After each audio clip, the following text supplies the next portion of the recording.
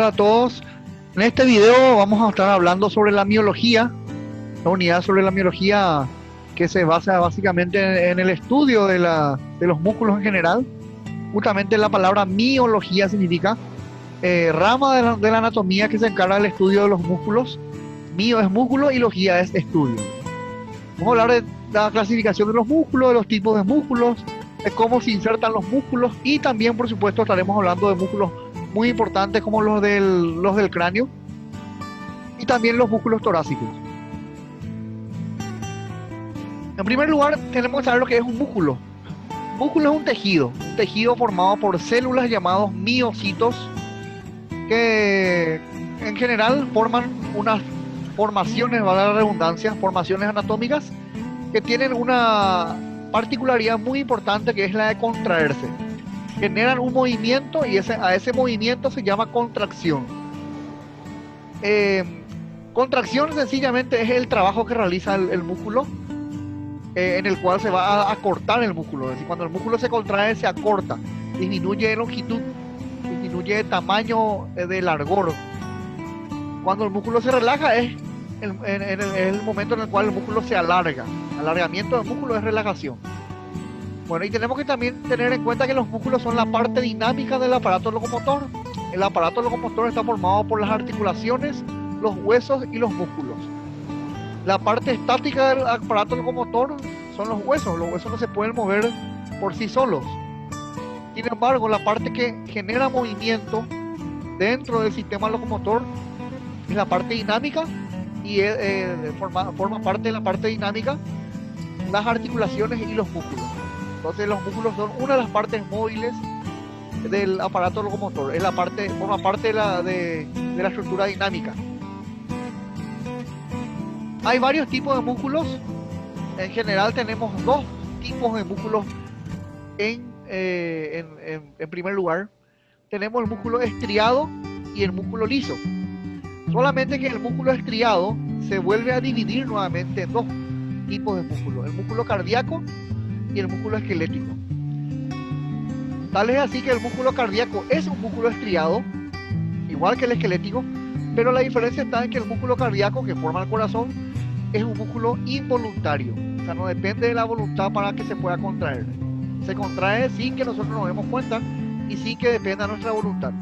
Sin embargo, el músculo esquelético es un músculo estriado también. Como ven acá, ya tiene estrías, ¿verdad? Pero si este es voluntario, si nosotros podemos mover la parte de nuestro cuerpo que queramos según nuestra voluntad, ¿verdad? Entonces, dos tipos de músculo estriado: el cardíaco y el esquelético. Acá vemos las estrías, en este caso del corazón, y acá vemos el músculo estriado esquelético, ¿verdad? La diferencia está, aparte de la voluntad, ¿verdad?, que ya hemos hablado, también en la presencia de núcleos. El músculo cardíaco tiene más cantidad de núcleos que el músculo estriado, y de eso vamos a hablar más adelante. Y el otro tipo de músculo importante es el músculo liso, que básicamente carece de estrías. Como vemos acá, tiene varios núcleos también, pero no tiene estrías como se ve acá en el músculo esquelético y también en el músculo cardíaco. Es decir, tenemos tres tipos de músculos, pero agrupados en dos grupos, ¿verdad? El músculo estriado, los que tienen estrías son el cardíaco y el esquelético, y los que carecen de estrías son los que corresponden al músculo liso.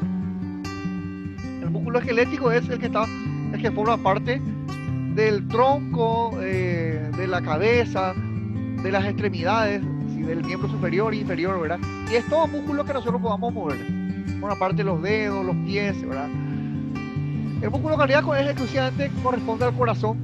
No hay ningún otro lugar donde haya músculo cardíaco, únicamente en el corazón. Y el músculo liso es el músculo involuntario. Es decir, es músculo también involuntario, igual que el cardíaco, pero no tiene estrías. Y encontramos eso en varias partes del cuerpo. Encontramos eso en las vísceras, en todos los órganos viscerales: intestino, estómago, esófago. También podemos encontrar en otras vísceras como el uréter, la uretra, la vejiga, el útero, la próstata, el pene también, ¿verdad? En varios órganos viscerales que no dependen de la voluntad, ahí encontramos músculo liso. Y además de eso, también encontramos músculo liso en los vasos sanguíneos, sobre todo las arterias, ¿verdad?, que tienen más cantidad de músculo. Las venas también tienen músculo, pero en muy poca cantidad. Los vasos sanguíneos que más tienen músculo liso son las arterias. Las arterias también se pueden contraer, pueden aumentar y disminuir su tamaño. Justamente eso es lo que genera la presión, ¿verdad? La presión arterial, que es la presión sanguínea que ejerce su acción sobre las paredes arteriales. Los capilares no tienen músculo, son los únicos vasos sanguíneos que carecen de músculo, pero las arterias, arteriolas, venas y vénulas sí tienen músculo, sobre todo los vasos que corresponden al sistema arterial. El músculo esquelético puede ser considerado como un tejido, como un órgano, y básicamente está adherido, está pegado, está unido al hueso por un tejido llamado tejido conjuntivo o conectivo, que vamos a ver enseguida, que son los tendones, y que mueve básicamente una parte o varias partes del esqueleto, ¿verdad? Tenemos acá, por ejemplo, en el tronco, tenemos en el miembro superior, en el miembro inferior, ¿verdad? Y también en la región tóraco-abdominal, y por supuesto también tenemos músculos importantes, los masticadores, que vamos a hablar enseguida, y también los de la expresión facial. Básicamente el músculo está formado por dos partes principales: la parte del cuerpo, que es la parte de mayor tamaño del cuerpo, donde está la mayor parte de las fibras, y los extremos, que son los tendones. Estos blanquecinos que vemos acá son los tendones. ¿Qué es un tendón? Es el sitio de unión o de inserción de un músculo en el hueso. O sea, es la parte del músculo que se inserta en el hueso. Generalmente un tendón puede ser el origen, y el otro tendón es el lugar donde termina el músculo. Muchos de estos tendones están unidos, están rodeados, digo bien, por aponeurosis. ¿Qué son las aponeurosis? Acá está cómo se escribe aponeurosis. Las aponeurosis son fascias. Bueno, ¿qué son fascias? Son membranas. Son membranas que tienen los músculos y también los otros órganos, ¿verdad? Son como unas sábanas a lo que rodea, digamos, a un músculo o a un órgano, ¿verdad? Membrana, sinónimo también de fascia y sinónimo también de aponeurosis. Bueno, el músculo está rodeado por justamente varias aponeurosis, por varias fascias, que son sencillamente tejido conectivo o tejido conjuntivo. En el músculo tenemos nosotros tres tipos de fascias, tres tipos de aponeurosis, o tres tipos de membranas, podemos decir de otra forma. Uno es el epimicio. El epimicio es la membrana o la aponeurosis que rodea todo el músculo. Pongámosle el bíceps, por ejemplo, ¿verdad? O un músculo X, ¿verdad? Todo eso que rodea el músculo, el envoltorio del músculo, se llama epimicio. Epi justamente significa hacia afuera. El perimicio es lo que une, digamos, a todas las fibras musculares, pero podemos decir que, en otras palabras, el perimicio lo que rodea son a los fascículos. Tenemos que saber que el músculo está formado por uno o varios fascículos. Los fascículos, a su vez, forman las fibras musculares, y las fibras musculares forman a su vez las fibrillas. O sea, dicho de otra forma, el conjunto de fibrillas conforman un fascículo, una fibra. El conjunto de fibras musculares forman un fascículo, y el conjunto de fascículos forman un músculo, ¿verdad? Entonces, el epimicio rodea todo el músculo, como vamos a ver enseguida en la imagen. El perimicio rodea a los fascículos, y el endomicio, endo significa hacia adentro, endomicio es lo que rodea a la fibra muscular. Bueno, el epimicio es, ya dijimos, ¿verdad?, lo que rodea todo el músculo, y es denso, es duro, cerca de los tendones. El perimicio es un poco más liviano que el epimicio, por lo tanto es un poco compacto, y sí está bastante vascularizado, está bien irrigado. Y el endomicio básicamente está formado por fibras reticulares, capilares también, y son los que rodean a las células o las fibras musculares. Acá vemos bien, se ve perfectamente, ¿verdad?, un músculo, y vemos esta fascia, esta aponeurosis, ¿verdad?, esta membrana que rodea a todo el músculo, es lo que se llama epimicio, ¿verdad? Sin embargo, estas intersecciones aponeuróticas que vemos acá, estos blanquecinos que vemos que están rodeados, que rodean algún fascículo, esto sería un fascículo. Estos son los que corresponden al perimicio. Y estas líneas, otra vez más chiquitas, que rodean a cada fibra muscular. Esto es una fibra muscular, son el endomisio, o sea, corresponde al endomisio. Tenemos que tener en cuenta otra vez, si hacemos un zoom, ¿verdad? Hacemos una ampliación de la imagen, la fibra muscular está formada otra vez por filamentos que son gruesos y algunos filamentos que son delgados, que vamos a ver enseguida cómo se llaman y qué función tienen, ¿verdad? Entonces el conjunto de filamentos o de fibrillas forman una fibra, el conjunto de fibras forman un fascículo y el conjunto de fascículos forma un músculo. Y acá vemos el lugar de inserción o de origen de un músculo en un hueso por medio del tendón.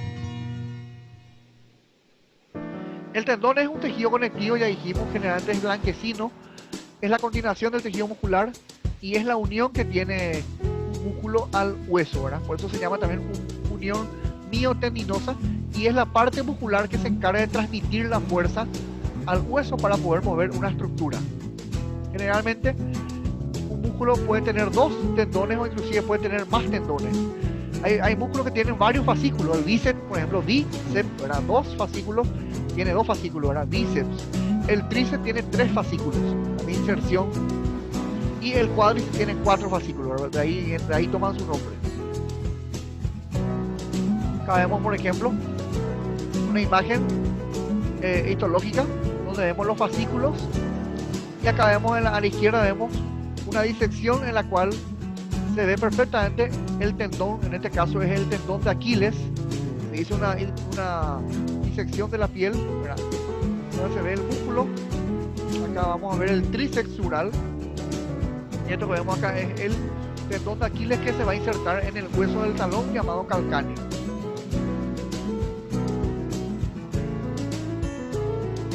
Ya hablamos de esto, ¿verdad?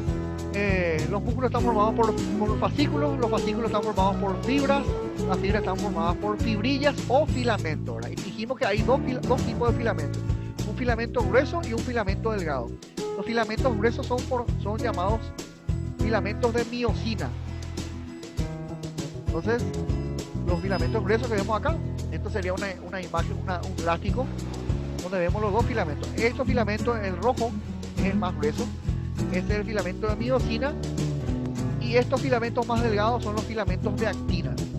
Estos filamentos se deben unir entre sí para que el músculo se pueda contraer y se deben alejar entre sí para que el músculo se relaje. Y acá vemos, por ejemplo, que estos filamentos están agrupados de esta forma por medio de bandas. Cuando este grupo se acerca a este grupo, esta banda, todo esto es una banda, cuando estas fibras de este grupo se acercan a este grupo y disminuye, digamos, el sitio que separa esto, es porque el músculo se va a contraer. O sea, cuanto más cercanos están las fibras entre sí, eso significa que el músculo se está contrayendo. Cuando las fibras se alejan entre sí, significa que hay una relajación muscular. Y algo muy importante también que hay que tener en cuenta es lo que es la sarcómera. La sarcómera es la unidad estructural y funcional del músculo. Así como la neurona es la unidad estructural y funcional del sistema nervioso, en el músculo, la unidad estructural y funcional del músculo es la sarcómera o sarcómero, con A o con O, no importa eso. Y es ahí donde se encuentran básicamente un sistema de red, ¿verdad? Un sistema de túbulos en la cual también, dentro de la cual se encuentra almacenado el calcio, que es el que se va a mover cuando se va a generar la contracción muscular. El calcio es el ion que genera la contracción muscular y bueno, el calcio está almacenado dentro de la sarcómera, dentro de esa red de túbulos llamados sarcómera o sarcómero. La fibra muscular es una fibra que constituye una célula que puede tener varios núcleos, puede tener inclusive varios centímetros de largo, aunque nada más tiene 10 a 80 micras de diámetro en promedio. Esto puede variar, pero en promedio el diámetro es muy pequeño de una célula muscular y básicamente están en toda la parte del músculo, ¿verdad? En toda la longitud del músculo.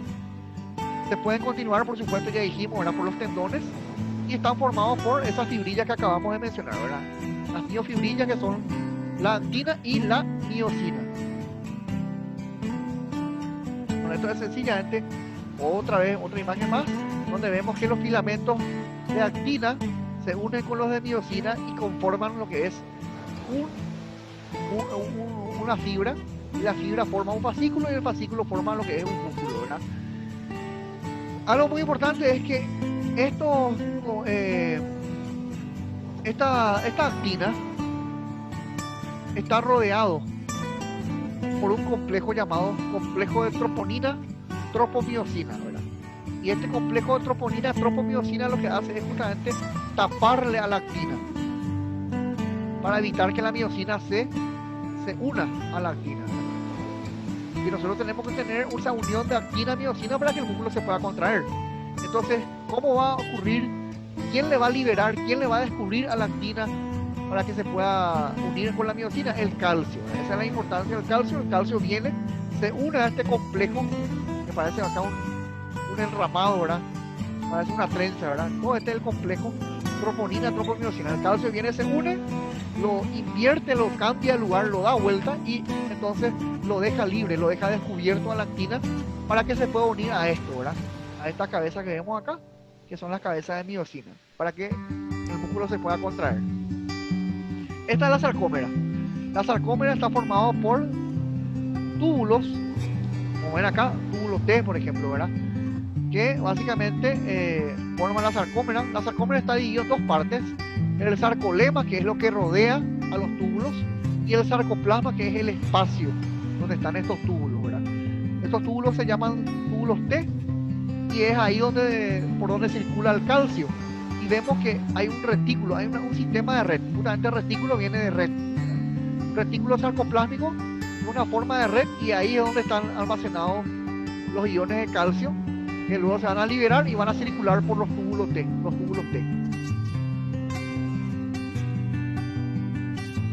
Ya dijimos, la sarcómera es la unidad funcional del músculo, es el origen, es lo que da origen a la contracción muscular, y bueno, está formado por estos filamentos que ya hemos mencionado. Acá nuevamente están voy a mostrar los filamentos de actina y miosina, y fijémonos que esta sarcómera está formado básicamente por dos tipos de fibras, y es que están localizados entre dos líneas C o entre dos discos Z, ¿verdad? Cuanto más cercanos están estas fibras, mayor contracción. Cuanto más alejados están, mayor relajación. Las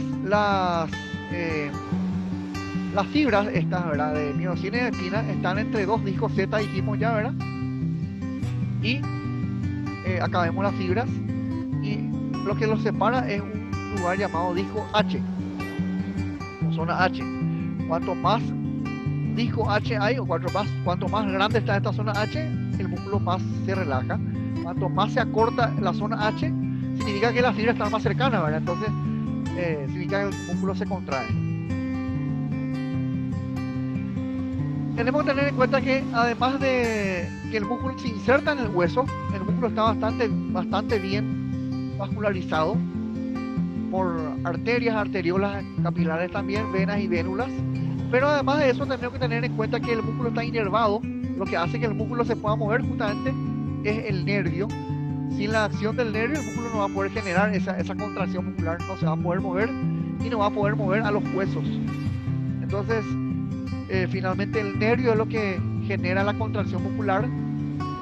Y el lugar donde se une, digamos, el nervio con el músculo se llama placa motora, que es lo que estamos viendo en la imagen. Esto es la placa motora, o también llamado unión neuromuscular. Fisiológicamente nosotros sabemos que la señal del nervio llega por aquí. Esto es el nervio, esto es el músculo. La señal del nervio llega por aquí y libera estas vesículas que estamos viendo acá, que se llaman vesículas de acetilcolina.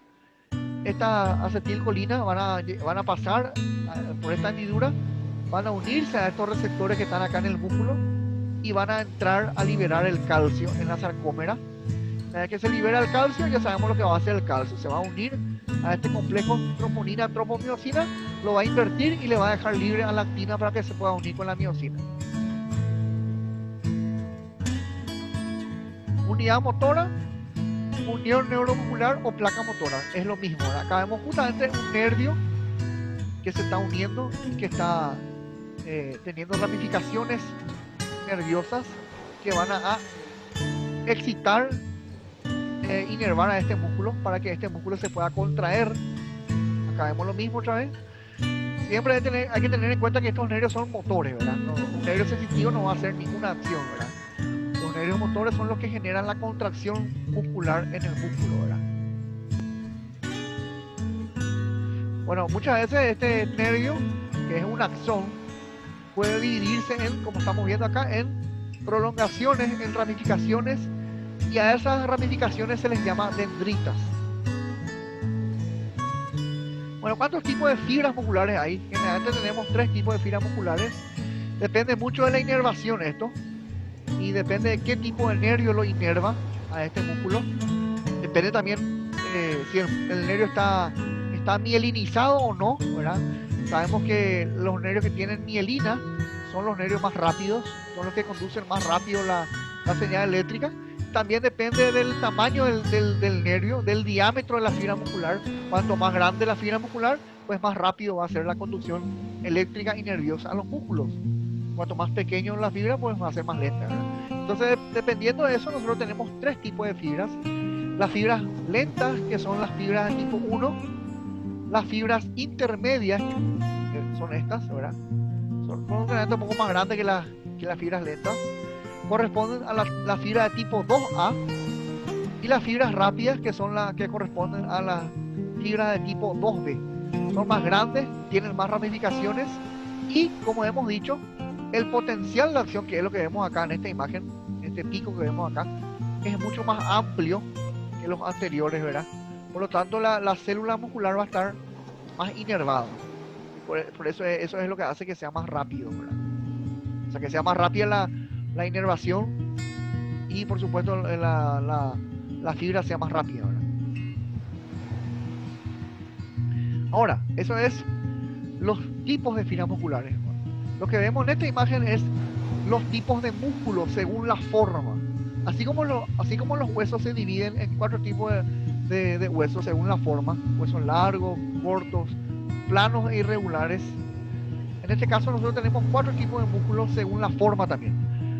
Los músculos largos o fusiformes, ejemplo, puede ser bíceps, tríceps, cuádriceps, tibial anterior, tibial posterior, ¿verdad? Generalmente corresponden a los músculos de las extremidades, ya sea del miembro superior o del miembro inferior, palmar mayor, palmar menor, ¿verdad? Por poner unos ejemplos, ¿verdad? Músculos largos o fusiformes. Después tenemos los músculos planos. Hay varios ejemplos de músculos planos: pectoral mayor, pectoral menor, serrato anterior, dorsal ancho, trapecio, glúteo mayor, glúteo medio, ¿verdad? Por poner unos ejemplos. Y tenemos también un tercer tipo, ¿verdad? Que son los músculos cortos, ¿verdad? Acá también tenemos algunos ejemplos. En este caso, por ejemplo, esto podría ser el pronador cuadrado, que es un músculo que está localizado entre los huesos radio y cúbito, que se encarga justamente de la pronación, que ya hemos hablado de eso, de la pronación ya hemos hablado en otra unidad anterior, en otro video. Ejemplo de músculo corto, bueno, pronador redondo, pronador cuadrado, bueno, más bien el pronador cuadrado sobre todo, ¿verdad? El músculo anconio también es un ejemplo de músculo corto.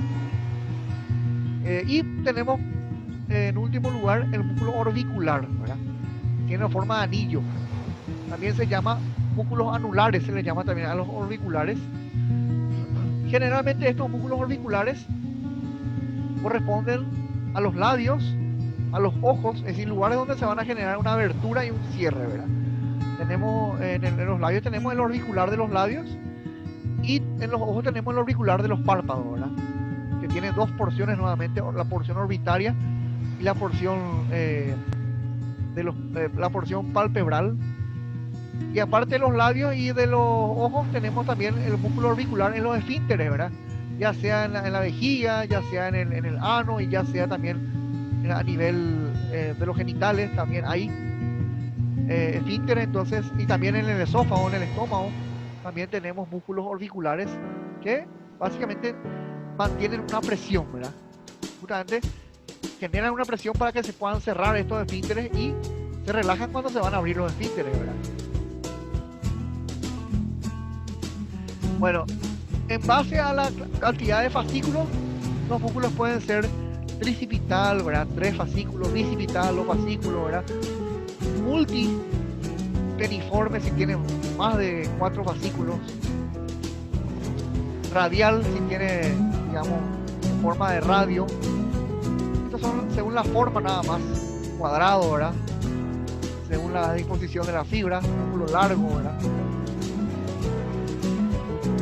En base a la cantidad de movimientos que genera, podemos tener músculos monoarticulares en las cuales participan de una sola articulación, o si participan de 2 articulaciones son biarticulares, o multiarticulares si participan de más de 2 articulaciones. A partir de 3 articulaciones ya se llaman multiarticulares.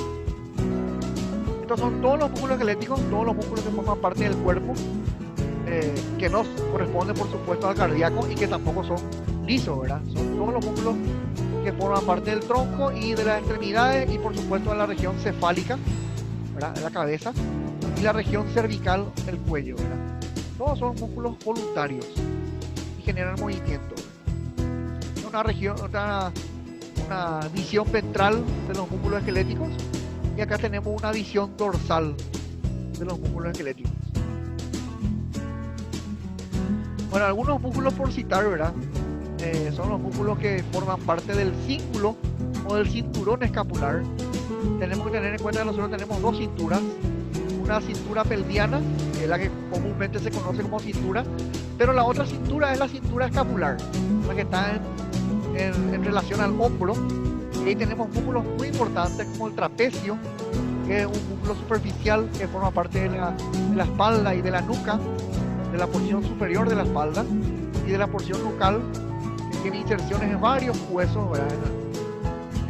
Acá en el omóplato, también tiene inserciones en las vértebras cervicales y también dorsales. Tenemos acá el músculo deltoides, que es el músculo que tapiza y que rodea a la articulación del hombro. Es un importante músculo trepador. Tenemos músculos también que se insertan en el omóplato, como el infraespinoso, el supraespinoso y el músculo dorsal ancho, llamado también latísimo del dorso. Es un músculo muy importante que su función más importante es lateralizar la espalda, lateralizar el tronco hacia la izquierda o a la derecha, ¿verdad? Y acá tenemos otros músculos más profundos, ¿verdad? Que podemos citar, por ejemplo, el elevador de la escápula, que nos permite girar el cuello, los romboides, ¿verdad? Que son estos 2 músculos que también son muy importantes y que ejercen su acción sobre el hueso omóplato, y los demás músculos que también tienen funciones en la lateralización de la espalda, ¿verdad? Para girar la espalda significa eso. Bueno, y ahora vamos a hablar un ratito de los músculos de la masticación. Los músculos de la masticación todos son inervados por ramas del trigémino. El trigémino es un nervio que es listo, ¿verdad? Es sensitivo, es también motor, ¿verdad? Y bueno, motor, ¿por qué? Porque justamente inerva a los músculos masticadores, que ahora vamos a desarrollar. Los músculos masticadores son 4, aunque hay un quinto que es accesorio de la masticación, que es el buccinador. Pero los 4 importantes músculos masticadores son el temporal, el macetero y los 2 pterigoides, ¿verdad? El pterigoide interno y el pterigoide externo. El principal músculo de la masticación es el macetero, pero los otros también son importantes, ¿verdad? El músculo temporal primero. El músculo temporal generalmente no es visto. Es un músculo superficial, pero generalmente nosotros nos encontramos totalmente tapizado, totalmente tapado por su vaina. Tiene una vaina, ¿verdad? Una fascia, una membrana, una aponeurosis que le cubre totalmente, y de hecho es su principal punto de inserción. O sea, el músculo se inserta por medio de su vaina. La vaina que le rodea es lo que le permite al músculo insertarse. ¿Dónde? Principalmente en el hueso temporal, ¿verdad?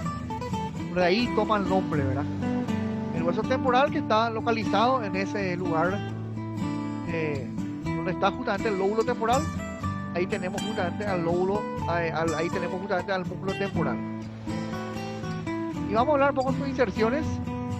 Básicamente arriba se inserta en la línea temporal. Acá tenemos una línea que tiene el hueso temporal, que se llama línea temporal, ¿verdad?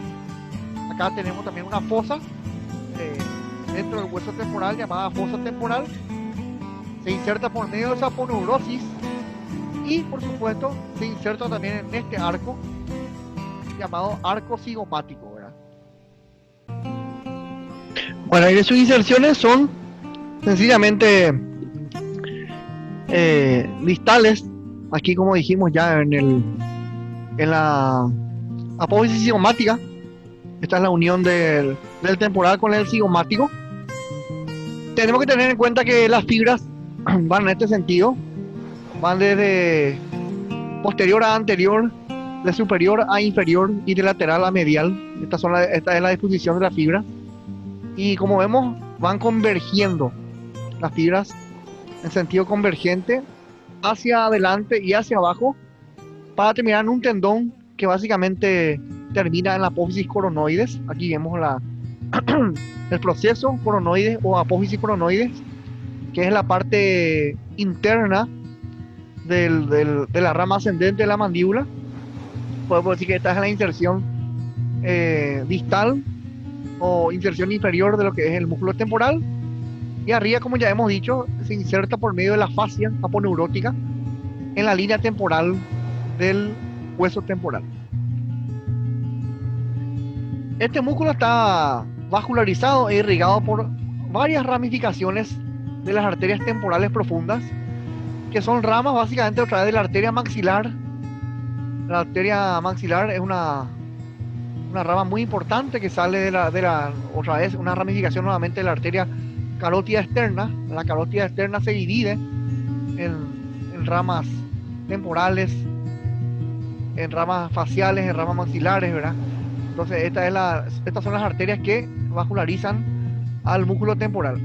Y la inervación de este músculo está dado por 3 nervios temporales profundos, se llaman, que son ramas del maxilar inferior, que es esta rama. Y esta rama maxilar inferior es otra vez una rama del nervio trigémino, ¿verdad? O sea, el trigémino se divide en oftálmico, maxilar superior, maxilar inferior, y el maxilar inferior genera una rama que se llama justamente nervios temporales profundos, que son los que inervan justamente al músculo temporal.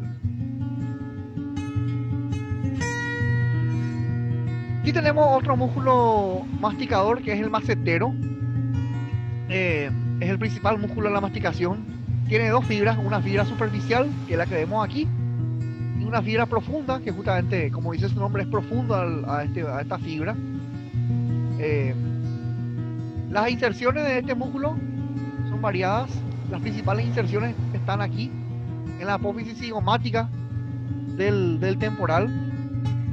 Y básicamente esta fibra superficial tiene fibras que van en forma que van dispuestas en sentido lateral, o sea,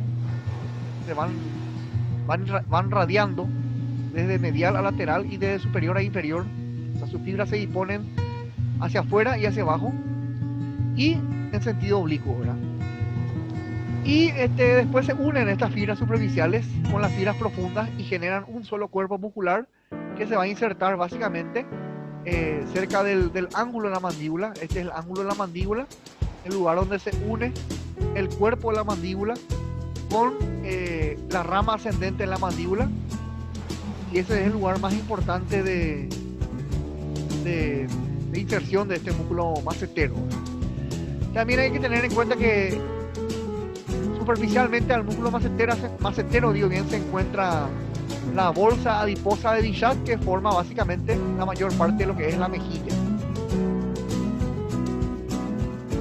Acá vemos las arterias que vascularizan al músculo macetero, ¿verdad? La arteria maceterina. Vemos también el nervio maceterino. En conjunto esto se llama paquete vasculonervioso macetero, maceterino. Bueno, acá vemos en esta imagen, vemos las dos fibras, la fibra superficial, que es la roja que vemos aquí, y la fibra verde, que es la fibra que está pintada de verde, es la fibra profunda, que luego forman un solo cuerpo muscular. Como ya dijimos, este músculo se inserta en el arco cigomático y abajo se inserta en el ángulo del maxilar inferior. También tiene inserciones, por supuesto, en la rama ascendente de la mandíbula. La inervación ya dijimos que deriva o procede del nervio maceterino. El nervio maceterino es una de las ramas motoras del nervio maxilar inferior, y básicamente este nervio maxilar inferior, también llamado nervio mandibular, es otra vez, como ya hemos dicho, una rama colateral del nervio trigémino. La irrigación también procede de arterias maceterinas. Básicamente estas arterias maceterinas dependen del territorio vascular de la arteria facial, que son ramas de la arteria carótida externa. La función importante de este músculo básicamente se basa en la masticación, ¿verdad? Elevando lo que es el maxilar inferior con la mandíbula. Tenemos otro músculo llamado pterigoide interno. Hay dos tipos de pterigoides, el interno y el externo. Ambos pterigoides justamente se insertan, tienen su origen en las apófisis pterigoides, que son partes del hueso esfenoides, y de hecho que tenemos dos apófisis pterigoides, ¿verdad? Una interna, otra externa, y de ahí toman el nombre de estos músculos, ¿verdad? El pterigoide interno obviamente se inserta en la apófisis pterigoides interna del hueso esfenoides, y eso corresponde a la externa, digamos, de la apófisis pterigoides, y tiene una pequeña porción que se inserta en el hueso palatino, ¿verdad? Se llama fascículo. Acá vemos una parte, ¿verdad? Acá vemos cómo se inserta en la apófisis pterigoides del esfenoides, y una pequeña porción se inserta en el palatino. Ese fascículo que se inserta en el palatino se llama fascículo de Juvara, y también tiene inserciones distales. Las inserciones distales de este músculo maceterino, como vemos, se inserta en la rama ascendente de la mandíbula, ¿verdad? Y por supuesto también en el ángulo de la mandíbula, en la cara interna del ángulo de la mandíbula, ¿verdad? Las fibras de este músculo se dirigen en sentido oblicuo desde arriba para abajo, de superior a inferior, y también se dirigen de medial a lateral. Este músculo está inervado por el nervio pterigoide interno, que también es una de las ramas del maxilar inferior. Y bueno, ya sabemos que el nervio maxilar inferior o mandibular deriva a su vez del nervio trigémino, que es el quinto par craneal. La inervación ya dijimos, ¿verdad? La acción de este músculo básicamente es también la misma que lo que hace el macetero, es decir, un músculo masticador. Pero además de eso, nos permite hacer movimientos de lateralización, es decir, mover la mandíbula hacia los costados. Aunque la función más importante es, como la del macetero, es también elevar, digamos, el maxilar superior. El pterigoide externo, igual que el otro pterigoide, tiene inserciones también esfenoidales. Se inserta en la apófisis pterigoides, en la lámina externa de la apófisis pterigoides del hueso esfenoides, como vemos aquí vemos eso, pero tiene inserciones también en el cóndilo del maxilar inferior, y su porción inferior tiene, digamos, inserción también en la rama ascendente de la mandíbula, y básicamente también se inserta cerca del ángulo de la mandíbula. Su acción es básicamente elevar la mandíbula, generar la elevación del hueso maxilar inferior. También hace un pequeño movimiento de protracción. La protracción, como hemos hablado en otra unidad, es proyectar hacia adelante el maxilar inferior, y también tiene una función de lateralización, es decir, de mover la mandíbula hacia los costados.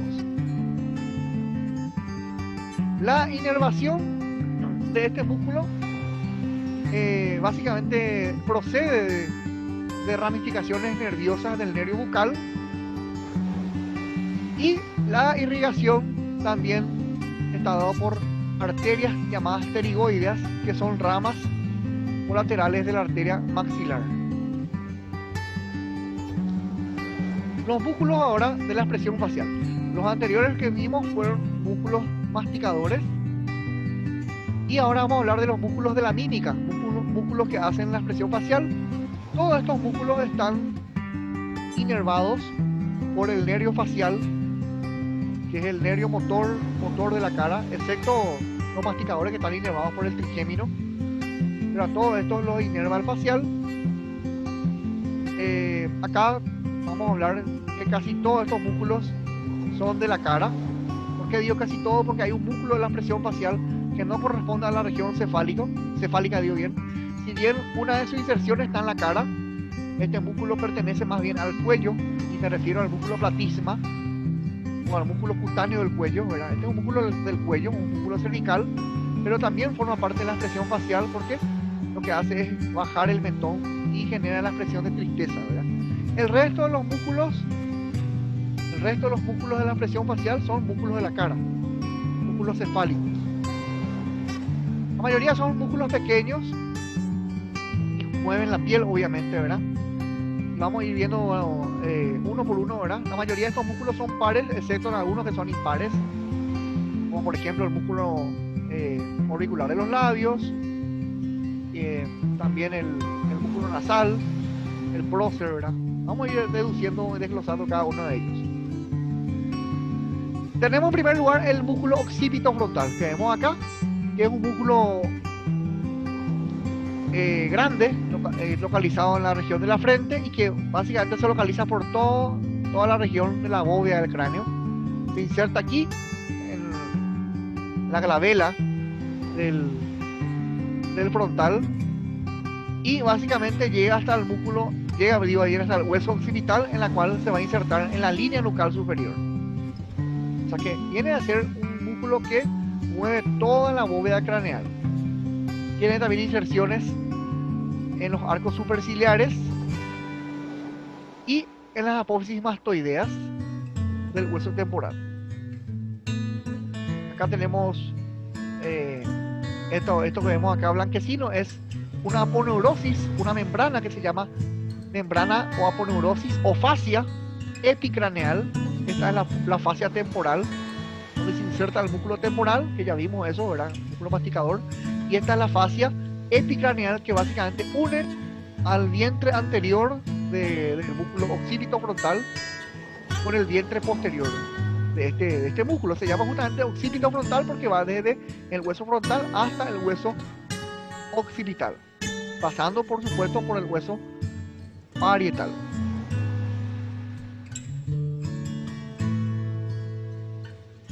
Bueno, el músculo auricular. El músculo auricular es un músculo pequeño, nada más que esto, y básicamente rodea a la oreja, y se desarrollan estos músculos en los órganos de los sentidos, ¿verdad? Del oído, y en los huesecillos que están formando parte del oído interno. Tenemos otros músculos que forman parte de la región periorbitaria, o sea, alrededor de los ojos, que son los músculos de los párpados y de las cejas, digo bien. Tenemos ahí el músculo orbicular de los párpados, que tiene dos porciones. Una porción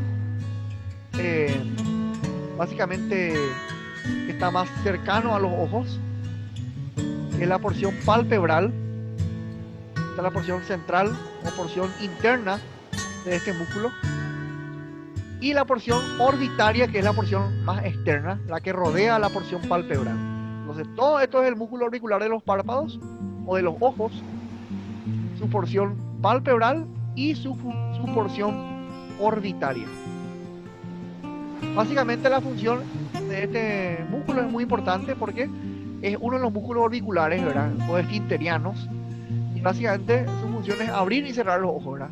Y cerrar o abrir la hendidura palpebral.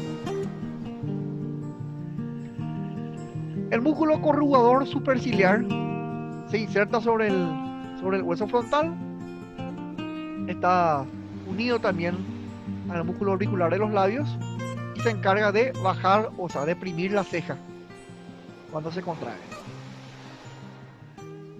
Tenemos acá un músculo triangular llamado prócer que está por encima del tabique nasal y está por debajo del músculo occipito frontal.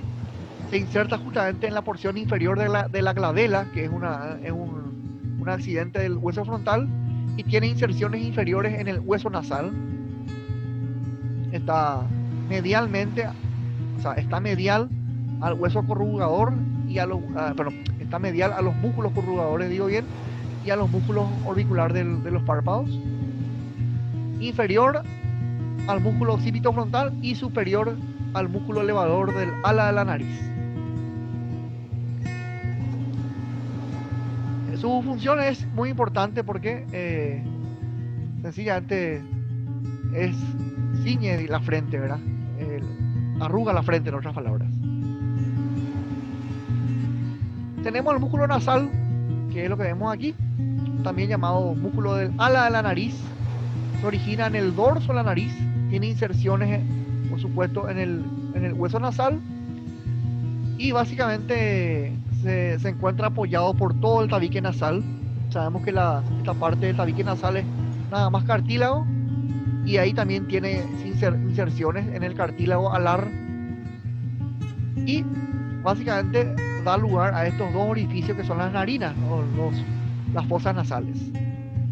Es un músculo muy importante que nos ayuda a básicamente oler, ¿verdad? Cuando vamos a hacer el sentido de la olfacción, básicamente cuando vamos a sonar la nariz también se contraen estos músculos nasales. Tenemos también un músculo llamado depresor del tabique nasal, es el que encontramos debajo de las fosas nasales o debajo de las narinas y básicamente lo que hace es estrechar, o sea, achicar los orificios nasales y descender a la nariz. Cuando nosotros queremos oler con mayor exactitud algún olor, ¿verdad? Justamente contraemos este músculo llamado depresor del tabique nasal. Los músculos de la boca son los músculos orbiculares de los labios o de la boca, ¿verdad? Que básicamente forman los labios. Tenemos acá dos músculos elevadores. Uno es el músculo elevador del labio superior, elevador del ala de la nariz, ¿verdad? Y el elevador del labio superior es este, y este es el músculo elevador del ángulo de la boca. Todos estos músculos colaboran para la apertura bucal, por supuesto elevando el labio superior. Músculo auricular de los labios, el músculo elevador del labio superior y el músculo del ángulo de la boca, elevador del ángulo de la boca. Así también, ahí vemos el ángulo de la boca, el músculo elevador del ángulo de la boca. Así también tenemos dos músculos llamados cigomáticos que se insertan justamente en la apófisis cigomática. Acá vemos el hueso cigomático. Tenemos un músculo llamado cigomático menor, que es el más superior, y un músculo más grande, por eso se llama mayor, ¿verdad? Se llama cigomático mayor, que es el más grande de los dos, y el que está más hacia abajo, ¿verdad? El superior es el cigomático menor, y el inferior es el cigomático mayor. Acá vemos el elevador del ángulo de la boca, que ya hemos mostrado anteriormente, y que se mezcla con estos músculos orbiculares de los labios. El cigomático menor y el cigomático mayor se insertan, ya dijimos, en el hueso cigomático y terminan uniéndose junto a los demás músculos en la comisura labial. La comisura labial es el borde lateral de los labios. Acá vamos a ver otro músculo enseguida, que es el risorio, ¿verdad? Entonces, cigomático menor, cigomático mayor, elevador del labio superior, elevador del ángulo de la boca, orbicular de los párpados, corrugador, prócer, occipito frontal, músculo del ala de la nariz, y ahora vamos a hablar del risorio. está justamente. El músculo risorio justamente viene de risa, ¿verdad? De hecho que la función de este músculo es llevar el mentón hacia arriba, elevando el labio superior y separando las dos comisuras laterales de los labios. Cuando uno muestra una expresión de risa, de felicidad, de alegría, justamente lo que hace es contraer este músculo llamado risorio. Se origina aquí en la región parotidia, cerca de la celda parotidia, básicamente sobre el hueso maxilar superior, y termina justamente en la comisura labial, recibiendo a la llegada del cigomático menor y el cigomático mayor. Termina uniéndose a estos músculos formando la mucosa de los labios.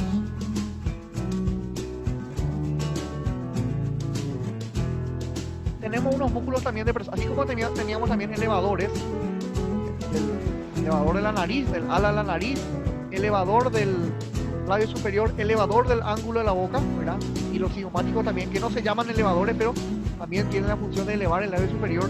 También tenemos músculos depresores. Tenemos 3 músculos depresores. El músculo mentoniano, que es este que vemos aquí, el músculo depresor del labio superior y el músculo depresor del ángulo de la boca. Acá tenemos también dos músculos que se llaman depresores. Acá tenemos también 2 músculos que se llaman elevadores. Los elevadores y depresores de los labios son los mediales, ¿verdad? Los que están más hacia el medio, ¿verdad? Hacia la nariz. Elevador del labio superior, depresor del labio inferior. Elevador del ángulo de la boca, depresor del ángulo de la boca. Los elevadores y depresores de los ángulos de la boca, o sea, de las comisuras labiales, están más hacia la parte lateral. El depresor del ángulo de la boca se extiende desde la comisura de los labios hasta la línea oblicua que tiene la mandíbula, y el depresor del labio inferior también tiene las mismas inserciones que el depresor del ángulo de la boca. Y este es el músculo mentoniano, que básicamente se inserta únicamente sobre la mandíbula, cerca de la línea media del hueso maxilar inferior. Los 3 músculos mentoniano, yendo desde medial a lateral, sería el orden: mentoniano, elevador del depresor del labio inferior y depresor del ángulo de la boca. Son los 3 músculos depresores de la boca. Bueno, y acá tenemos, por mencionar también, un músculo llamado músculo cutáneo del cuello, o también llamado platisma, que, como hemos dicho, no pertenece a la región de la cabeza, no pertenece a la región cefálica. Es un músculo cervical, o sea, del cuello, pero también se encarga de la expresión facial, o sea, la mímica, y vendría a ser un músculo antagonista al risorio, o sea, opuesto, que si realiza una función contraria al risorio. El risorio genera la felicidad, ¿verdad? Cuando se contrae genera la expresión de felicidad, de risa, de alegría. Y el platisma, todo lo contrario, la sensación, o sea, la expresión facial de tristeza, de angustia, de ansiedad, ¿verdad? Porque lo que hace es atraer hacia abajo la piel del mentón. Y este este platisma que vemos acá es un músculo localizado en toda la región del cuello, es superficial, ¿verdad? Está debajo de la piel nada más. Se inserta en el maxilar inferior y también tiene inserciones en la clavícula, ¿verdad? Ahora vemos el hueso clavicular, bueno, ahí tiene sus inserciones inferiores, y arriba este platisma tiene inserciones superiores sobre el cuerpo y el ángulo de la mandíbula. Todos estos músculos se encargan de generar la mímica, la mirada también, ¿verdad? Y también gestos importantes para poder ver. Todos estos músculos generan elevación, depresión, lateralización de la piel y del tejido subcutáneo. Los músculos del párpado ya dijimos que son importantes para la apertura y el cierre del ojo, por lo tanto protegen al ojo. Y los músculos de la nariz sirven justamente para el sentido de la olfacción. Y ya dijimos de los labios para qué sirven, ¿verdad? Básicamente para apertura y cierre bucal, es decir, para generar la voz, la fonación, hablada por supuesto, porque la fonación puede ser también a boca cerrada, la mímica también con los labios y por supuesto la apertura bucal para la alimentación o para la ingesta de líquido, ¿verdad? Bueno, y ahora vamos a hablar un poquito de los músculos del cuello y del tórax. Los músculos del cuello son varios. Uno de ellos ya dijimos, ¿verdad?, que es el platisma. Vamos a volver a mencionarlo otra vez a ese músculo. Todos estos músculos son importantes porque mueven la región cefálica, mueven la cabeza hacia adelante, en sentido anterior, en sentido posterior, en sentido lateral, mueven también la columna vertebral y mueven también el único hueso que tiene el cuello, que es el hioide, ¿verdad? Hay un solo hueso en el cuello, es el hioide. Tenemos los otros, las otras estructuras que son cartílagos, ¿verdad? Tenemos varios cartílagos, aritenoides, corniculados, ¿verdad?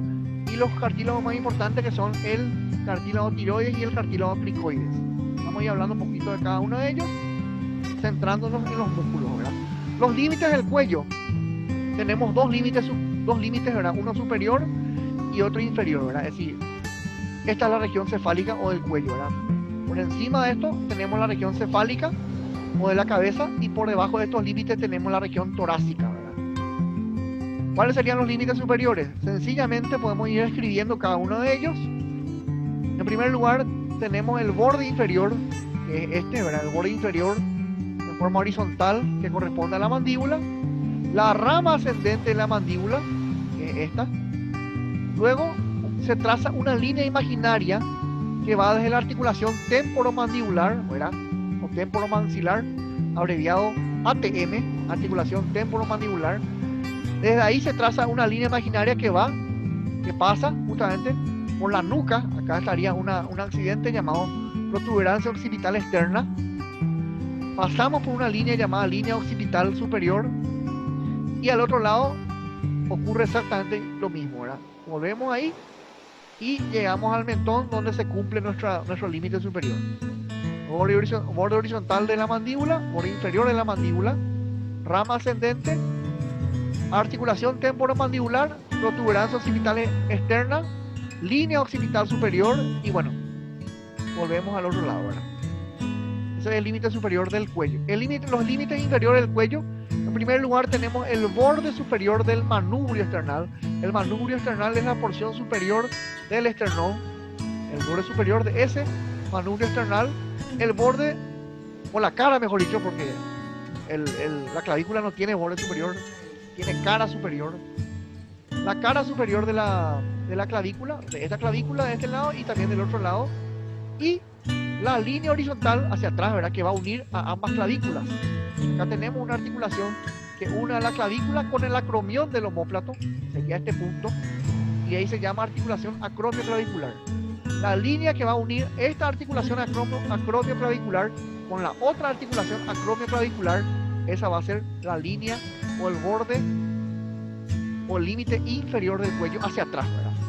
Y esa línea va a pasar por la apófisis de la vértebra cervical C7. Entonces ya tenemos los dos límites, el superior y el inferior del cuello. Los órganos que están localizados dentro del cuello, vamos a citar nada más. En otra unidad vamos a hablar de esos órganos cuando desarrollemos sistema digestivo y sistema respiratorio. Son órganos muy importantes, como la faringe, comúnmente llamado garganta, que vemos aquí. Esta es la faringe. La laringe, que es este órgano que vemos aquí. Esta es la faringe, toda esta es la faringe. La laringe, que es este órgano que vemos aquí, el órgano de la fonación, donde están ubicadas las cuerdas vocales. El esófago, que es lo que está detrás de la laringe, que es uno de los órganos digestivos. La tráquea, que es la continuación de la laringe. Acá hacia atrás seguimos con el esófago, ¿verdad? Esos son los órganos respiratorios y digestivos que están en el cuello. Y además de eso tenemos también unas glándulas. La glándula tiroides, que es una glándula que se encuentra básicamente también en la región cervical, una glándula endocrina que produce hormonas T3, T4 y la calcitonina. Unas glándulas salivales también, ¿verdad? Tenemos tres tipos de glándulas salivales, pero solamente dos se encuentran aquí, la sublingual y la submaxilar. La parótida está fuera del cuello, está en la cabeza. Y también tenemos en el cuello unos nódulos que se llaman nódulos linfáticos que tienen función inmune, ¿verdad? Función de defensa. Acá vemos, ¿qué es lo que vemos acá? En esta imagen vemos la glándula tiroides, que viene a ser esta. Las vértebras cervicales, que son 7 en total, 1, 2, 3, 4, 5, 6, 7. Vemos también básicamente la faringe, que es esto, la garganta, ¿verdad? Como faringe. Vemos acá la laringe, la tráquea y el esófago, que es este tubo muscular aplanado que vemos aquí. Y bueno, algunas glándulas, la glándula submandibular y la sublingual. Y aquí vemos otra imagen en la cual vamos a ver básicamente esto, que es la glotis. La glotis es algo que separa, la epilotis, digo bien, que separa básicamente esto vendría a ser lo mismo, ¿verdad? Separa la parte respiratoria de la parte digestiva. Esta es una imagen, una radiografía, la cual se ve básicamente una imagen radiográfica, la cual se ve la laringe, y acá vemos el esófago. Laringe, ¿por qué? Porque esto es negro, esto es radiolúcido y el aire se ve como algo radiolúcido. Los huesos, por ejemplo, como vemos acá, las vértebras, se ven como radioopacos. Bueno, el cuello se divide en tres grandes regiones: una región anterior, una región lateral y una región posterior, ¿verdad? En la región posterior tenemos los músculos de la nuca, que ya hemos hablado de varios de ellos. Vamos a volver a citarlos ahora. Y lo que vamos a hablar con más énfasis es de la región anterior y lateral. La región anterior se vuelve a dividir en dos subregiones nuevamente: una región supraioidea y una región infraioidea. En la región lateral tenemos este músculo llamado esternocleidomastoideo, que vamos a hablar enseguida de ello, ¿verdad? Y los músculos escalenos también tenemos en la región lateral, que también vamos a desarrollarlo enseguida. Los músculos del cuello, ya dijimos, ¿verdad? Pueden ser laterales, pueden ser posteriores, ¿verdad? O dorsales, que son los de la nuca, y los anteriores o ventrales, que son los que se dividen otra vez en una región supraioidea, que es esta, la que está encima de la ioides. Este es el hueso ioides, que tiene forma de C, forma de una C en sentido posterior. Y estos músculos que vemos aquí son los músculos infraioideos, los que están debajo del hueso ioides. Este músculo es el esternocleidomastoideo, y aquí tenemos los músculos escalenos. Si bien dijimos que hay una región anterior, ¿verdad? Una región lateral, y hacia atrás estaría la región posterior, podemos tener varias subregiones que vamos a ver enseguida, ¿verdad? Región supraclavicular, por ejemplo, ¿verdad? Que es esta, la región supraclavicular, la región carotídea, la región parotídea, son subregiones que vamos a ir mencionando enseguida. Esto ya dijimos, la región anterior es la que se vuelve a dividir en supraioidea e infraioidea. Estas son las regiones que yo hablé recién, ¿verdad?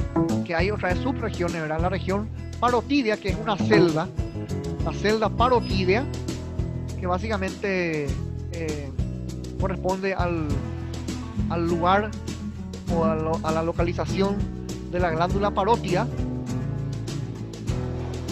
Y vemos las subregiones, ¿verdad? La supraioidea, la infraioidea, la región carotídea, que corresponde al lugar donde está el músculo esternocleidomastoideo, porque por ahí pasa la arteria carótida común y luego se divide en dos ramas: una carótida interna, que en el cuello es la que está más hacia afuera, y la carótida externa, que en el cuello es la que está más hacia adentro. Después eso cambia de posición y la carótida interna en la cabeza está más hacia adentro y la externa es la que está más hacia afuera, ¿verdad? Por eso llevan ese nombre, ¿verdad? Pero en el cuello están al revés, ¿verdad? Bueno, entonces la región carotídea es la región que corresponde al músculo externo cleidomastoideo, por donde asciende la arteria carótida común o primitiva. Y acá tenemos otra subregión que corresponde, está lateralmente e inferiormente al músculo externo cleidomastoideo, que corresponde a la región supra. Acá está mal, ¿verdad? Dice surpa, es supraclavicular, porque está por encima del hueso llamado clavícula. Ahí están lo mismo que ya dijimos, ¿verdad? Hay una región igual, acá tenemos una región submaxilar también. Bueno, y ahora sí vamos a hablar de los músculos uno por uno, ¿verdad? El músculo cutáneo del cuello o platysma, ya hemos dicho cuando hablamos de los músculos de la expresión facial, es uno de los músculos de la mímica, cubre a todo el cuello y es superficial. Es decir, nosotros si hacemos una disección, abrimos la piel, se encuentra la grasa ahí, ¿verdad? La grasa que forma parte del tejido subcutáneo. Bueno, a veces algunos tienen mayor cantidad, ¿verdad? Lo que forma la papada. Y después de eso ya encontramos, después de la piel y la grasa, ya encontramos este músculo llamado platysma, ¿verdad? Es aplanado, es un músculo de la expresión facial y se encarga de atraer hacia abajo, como hemos dicho ya anteriormente, la piel del mentón, ¿verdad? Y el labio inferior. Es el músculo de la expresión de tristeza, ¿verdad? La inervación de este músculo procede, como también los músculos de la mímica, procede del nervio facial. El nervio facial tiene una rama que se llama rama cérvico-facial, y esa es la rama nerviosa que inerva a este músculo, ¿verdad? Que deriva del séptimo par craneal, que es el nervio facial. En la región lateral tenemos dos músculos principales, el esternocleidomastoideo y los escalenos. Los escalenos, que son tres, ¿verdad? Enseguida vamos a hablar de los escalenos, pero ahora vamos a hablar del esternocleidomastoideo. Y el nombre justamente procede de que se inserta en el esternón, seguimos el esternón, se inserta en la clavícula, como estamos viendo en este caso, ahí viene la palabra cleido, y mastoideo viene de que se inserta en la apófisis mastoidea del hueso temporal, ¿verdad? Entonces se inserta en el esternón, en la clavícula y en la apófisis mastoidea del hueso temporal. Tiene tres inserciones entonces, ¿verdad? Una superior, que es la apófisis mastoidea del temporal, y dos inserciones inferiores. Una en el hueso esternón. ¿En qué parte del hueso esternón? En el manubrio del esternón. Y la otra inserción inferior es en la clavícula, en la cara superior de la clavícula. Entonces, una inserción superior y dos inserciones inferiores. Abajo, por lo tanto, se divide en dos fascículos. Un fascículo clavicular, como estamos viendo ahí, y un fascículo external. Luego estos dos fascículos se reúnen, forman un solo cuerpo, que es el que se va a insertar arriba en la apófisis mastoidea del hueso temporal. La acción de este músculo sencillamente depende, ¿verdad? Cuando los dos músculos actúan al mismo tiempo, básicamente inclinan el cuello, flexionando la columna cervical. Flexionan, evidentemente, hacia adelante o hacia atrás, ¿verdad? Sin embargo, cuando un solo músculo, hay dos músculos, ¿verdad? A los dos lados, ¿verdad? Cuando un solo músculo se contrae, se produce la inclinación de la cabeza, o sea, la lateralización de la cabeza y el cuello hacia el lado contrario. Es decir, si yo contraigo el esternocleidomastoideo de la derecha, yo voy a girar el cuello hacia la izquierda. Cuando yo giro el cuello hacia la derecha, el que se contrae es el esternocleidomastoideo de la izquierda, o sea, del otro lado. La vascularización de este músculo procede de ramas de la arteria carótida común o primitiva, y la inervación viene del nervio espinal o accesorio, que es el 11º par craneal, ¿verdad? Que es un nervio nada más motor, ¿verdad?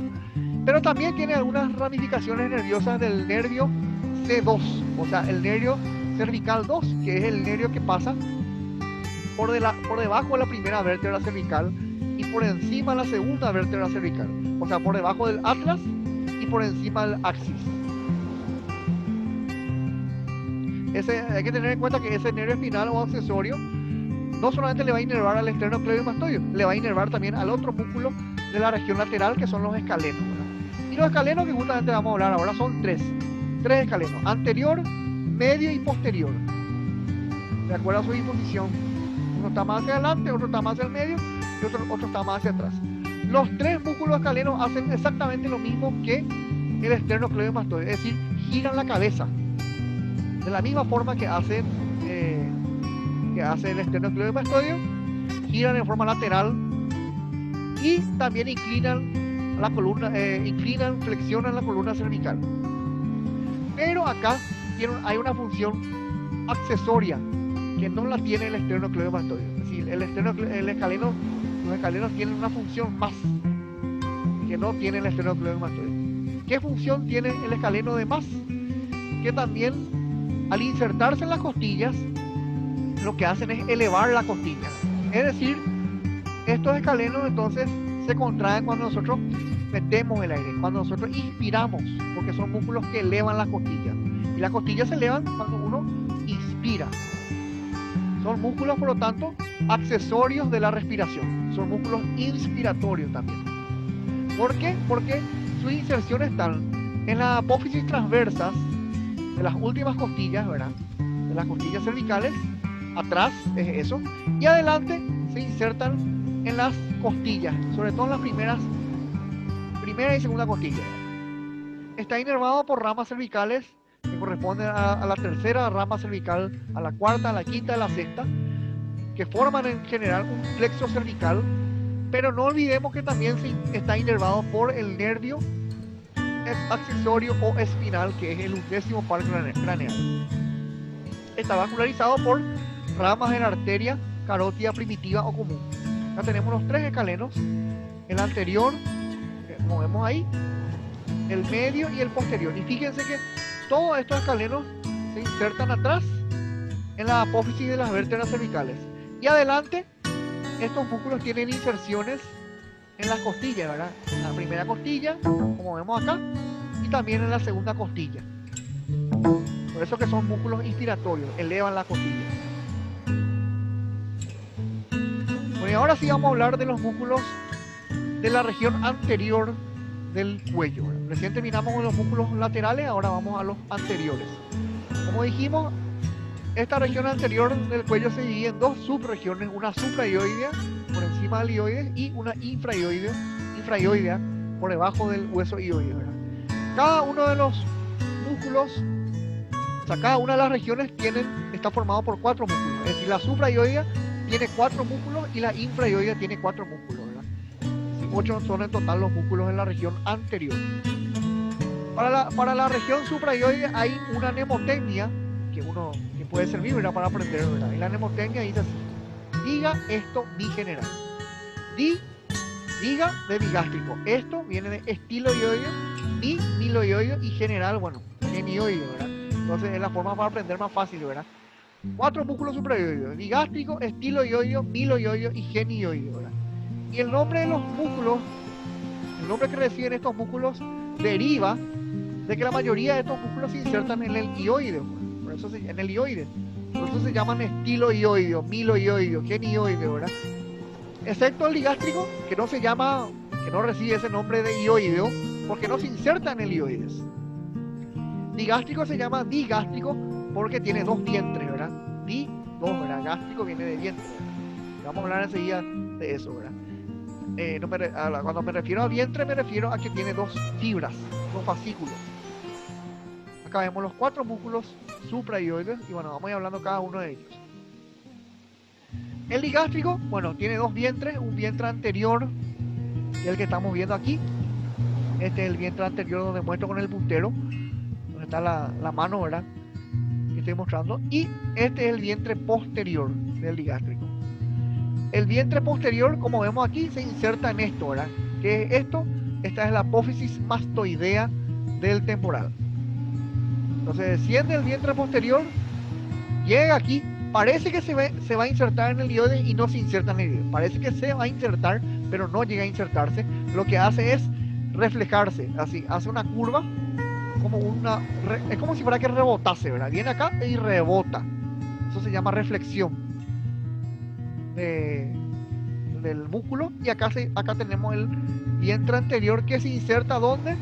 en la fosita digástrica. La fosita digástrica es un accidente del hueso maxilar inferior en su cara interna, ¿verdad? Entonces tenemos el vientre anterior insertado en la fosita digástrica y el vientre posterior insertado en la apófisis mastoidea del temporal. Ambos vientres se unen aquí por un tendón intermedio del digástrico, ¿verdad? Este tendón intermedio es lo que une a los dos vientres, y este tendón intermedio está, digamos, no es que está colgando ahí, está unido al hioides. Si bien el digástrico no se inserta en el hioides, podemos decir que indirectamente está unido su tendón intermedio por medio de un ligamento que lo une al hueso hioides, pero no se inserta en el hioides. La función de este músculo, como todos los músculos suprahioideos, es básicamente elevar el hioides, lo lleva hacia arriba al hioides y desciende este hueso llamado maxilar inferior. O sea, ¿para qué hacemos esto? ¿Para qué bajamos el maxilar inferior y para qué elevamos el hioides? Para tragar. Cuando nosotros tragamos, lo que hacemos es ese movimiento. Este músculo está inervado por diferentes nervios. El vientre anterior que estamos viendo aquí está inervado por el nervio dentario inferior, que es rama del nervio mandibular o maxilar inferior, que a su vez es rama del nervio trigémino, el quinto par craneal. Sin embargo, el vientre posterior no está inervado por ramas del trigémino, está inervado por dos ramas. Una de las ramas que aporta inervación procede del nervio facial, que es el séptimo par craneal, pero también aporta su inervación el nervio glosofaríngeo, que es el noveno par craneal. Otro músculo, el estiloioideo. El estiloioideo son algo muy importante. El digástrico también es un músculo par. Hay uno a cada lado. El estiloioideo también es un músculo par. Existe uno a cada lado, como estamos viendo en este caso. Y bueno, el nombre de estiloioideo reside de que se inserta aquí en la apófisis estiloides del temporal. El otro era apófisis mastoides del temporal. Este es apófisis estiloides del temporal. Esa es su inserción superior.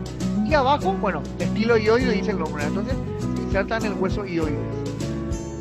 Esas son las inserciones de este músculo. La función es igual al digástrico, igual a todos los músculos suprahioideos, es decir, elevan el hueso hioides y descienden el maxilar inferior, es decir, acción de tragar. La inervación de este músculo también recibe una inervación del séptimo par craneal. Hay un nervio que se llama nervio estiloioideo, lleva el mismo nombre del músculo y es una de las ramas del nervio facial. El miloioideo es un solo músculo, es impar, forma parte del piso de la boca junto con el genioideo. O sea, tapiza la parte inferior de la boca, está por debajo de la lengua. Y también forma parte del piso de la boca junto con el vientre anterior del digástrico. Es un solo músculo, tenemos aquí, y se inserta ¿dónde? Se inserta en el hioides, ¿verdad? Por eso se llama miloioideo. Se inserta en el hioides y se inserta también en la línea miloioidea, que vendría a ser esta línea que vemos acá. La línea miloioidea, que es uno de los accidentes, a cada lado tenemos esa línea miloioidea aquí y también tenemos aquí. Es uno de los accidentes de la cara interna del maxilar inferior.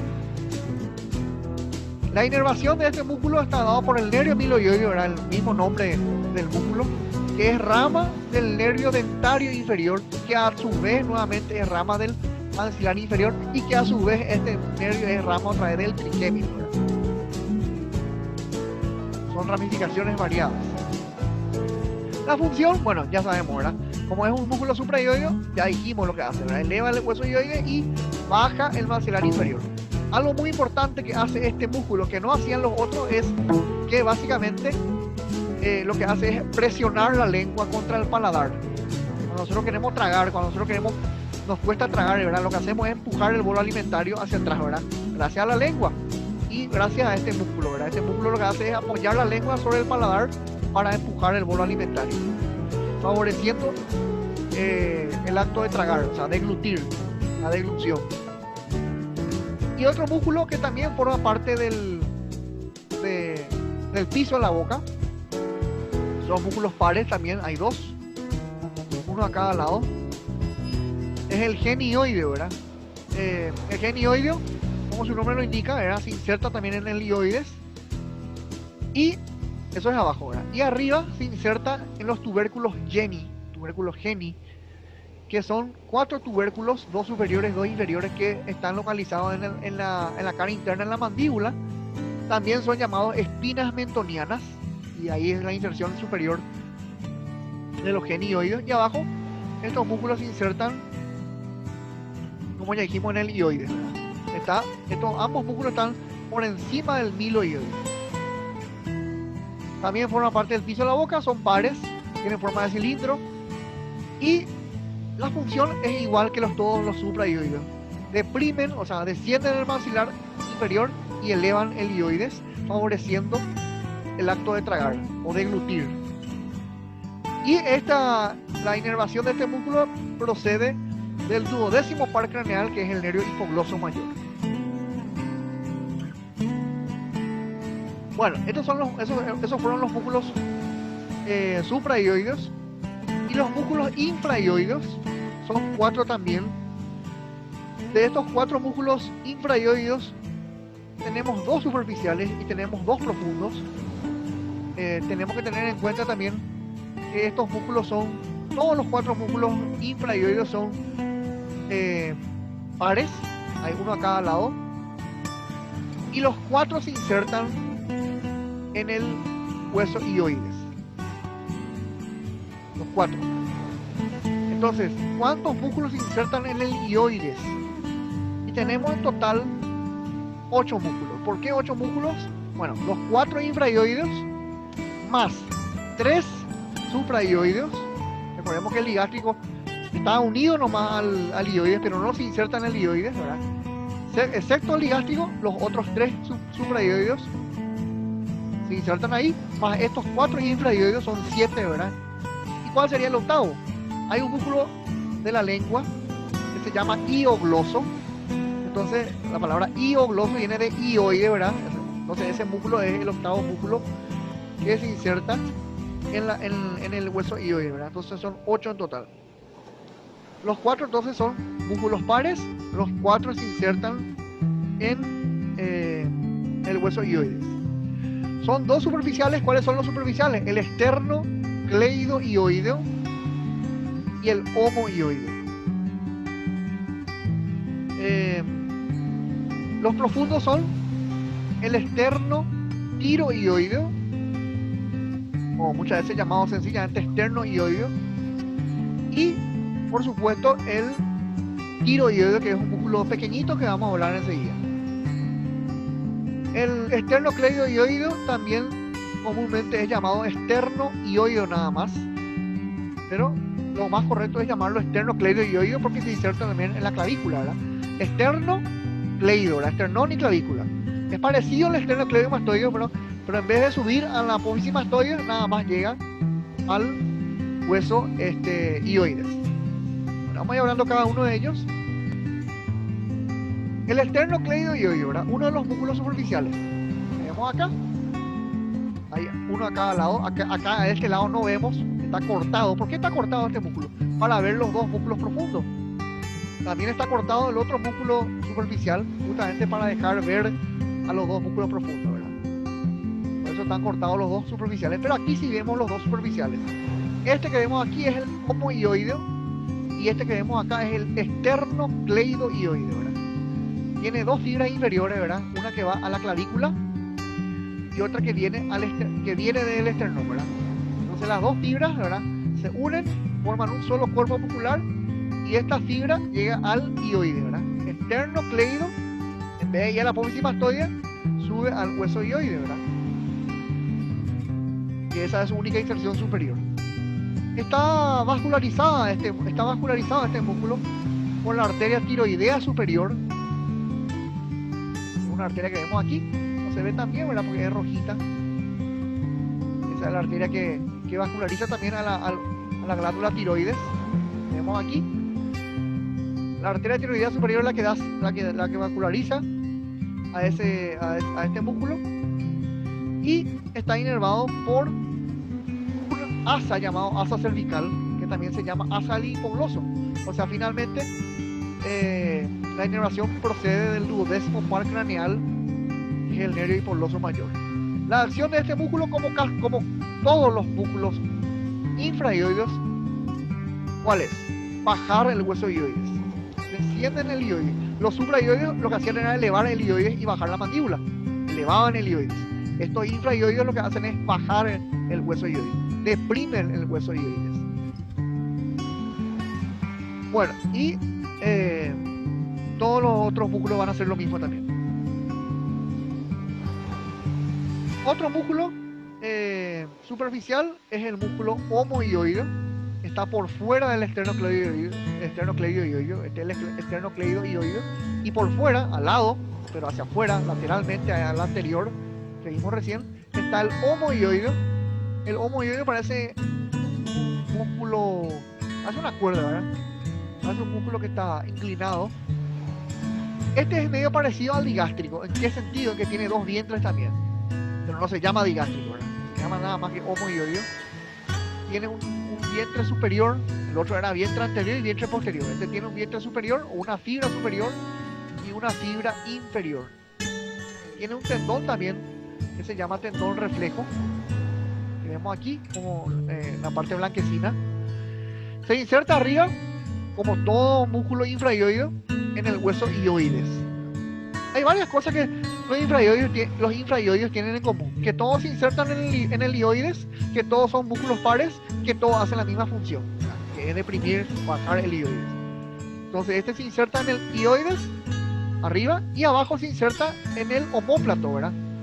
Por eso que se llama homo, viene de omóplato. Se inserta en el borde superior del omóplato, también llamado escápula, ¿verdad?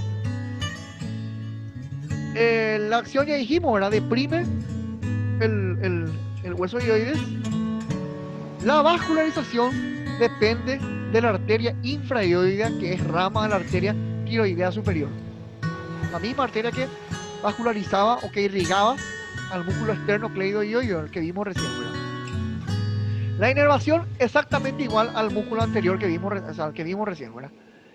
Es decir, este músculo es inervado también por ramas del nervio hipogloso mayor, que es el duodécimo par craneal. O sea que en eso es parecido al esternocleidohioideo. En la acción, en la vascularización y en la inervación. Lo único que varía son las inserciones, ¿verdad? Algo muy importante que podemos ver acá es la relación que tiene este músculo, que es superficial, ¿verdad? Está lateral al esternocleidohioideo. Y su relación más importante, ¿cuál es? La vena yugular interna. Nosotros, si queremos buscar a este músculo, lo primero que tenemos que hacer es buscar la vena yugular interna. Y la vena yugular interna está posterior al tendón reflejo. El tendón reflejo es lo que une a las dos fibras del homohioideo. Entonces, podemos decir que el tendón reflejo le cruza a la vena yugular interna por su cara anterior. O bien, para hablar más sencillamente, la vena yugular interna está detrás del tendón reflejo del homohioideo.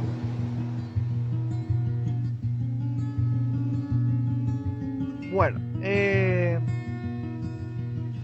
otro músculo infrahioideo, en este caso ya vamos a hablar de los dos músculos profundos infrahioideos. Tenemos el esternotiroideo, o el esternotiroideo nomás. Tiene la misma acción que todos los infrahioides, ¿verdad? Es decir, también baja el hueso hioides. Es un músculo par también, igual que los otros, ¿verdad? Igual que los otros infrahioides. Es profundo, como ya hemos dicho. Se inserta básicamente en el esternón, como vemos ahí, en los manubrios esternales, y sube hasta la tiroides, ¿verdad? Tiene inserción en la tiroides, en la línea oblicua del cartílago tiroides. Está vascularizado por la arteria infrahioidea, ¿verdad? Que es también rama de la tiroidea superior, la misma rama que vascularizaba a los dos músculos superficiales infrahioideos que hemos hablado recién. está inervado por el asa cervical, es decir, ramificaciones del plexo cervical, de los nervios cervicales. Y bueno, la acción ya dijimos, es bajar el hueso hioides. Aunque también podemos mencionar que también baja la laringe. Es decir, es un órgano, perdón, es un músculo que participa también en la regulación de la fonación.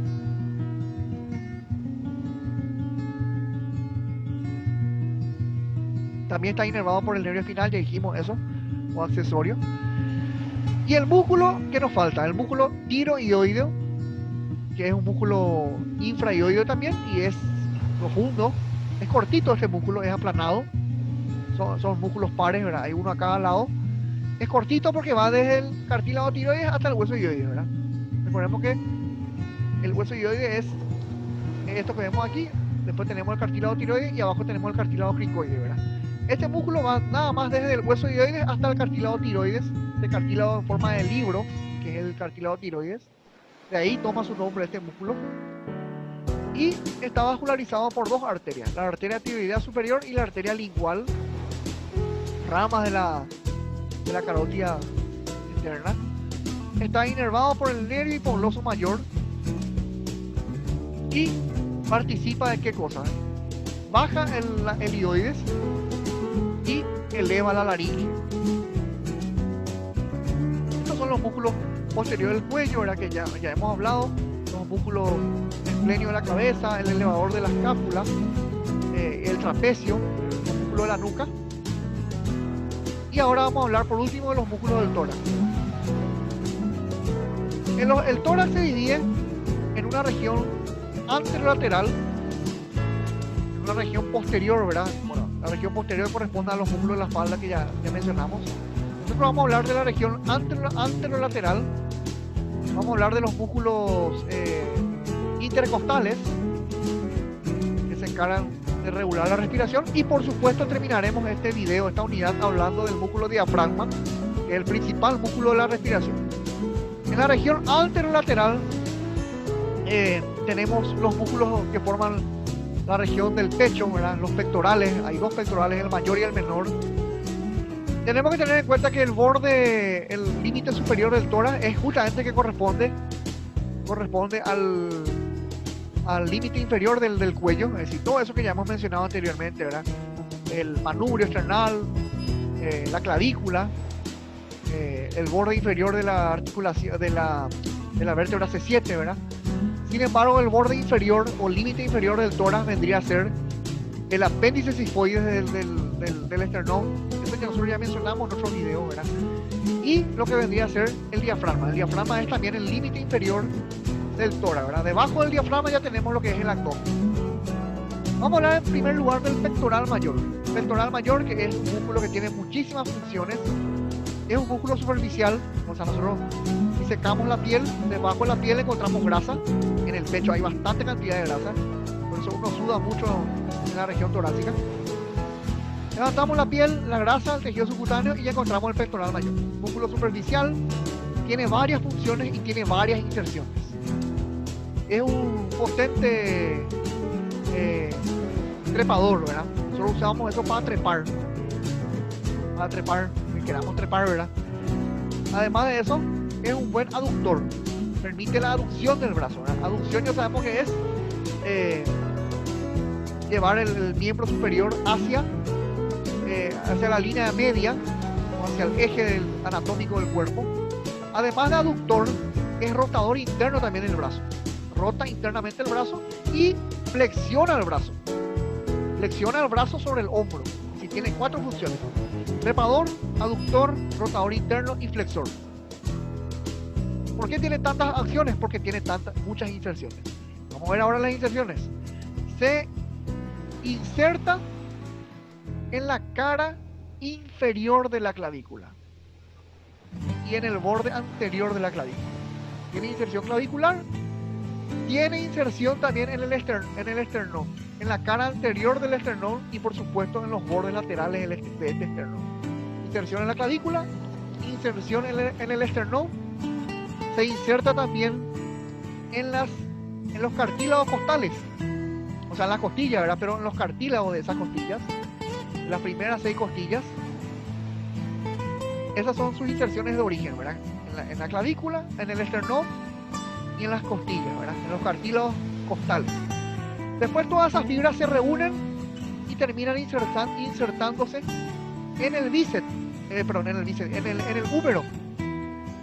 En el húmero nosotros tenemos un canal llamado corredera bicipital que está localizado entre el trocánter mayor y el trocánter menor. Eso nosotros habíamos desarrollado en otro video, ¿verdad? Cuando hablamos de los huesos del brazo.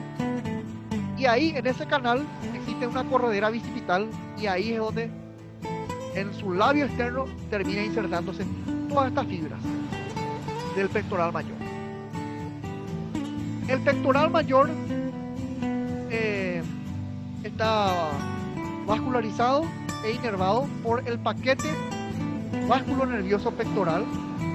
De hecho que existe un nervio llamado pectoral medial, que es uno de los nervios que procede o que se origina en el plexo braquial, y también está vascularizado por una arteria llamada arteria pectoral y también una arteria llamada tóraco-acromial. La arteria tóraco-acromial es una de las ramas de las arterias que básicamente proceden o viajan por el brazo.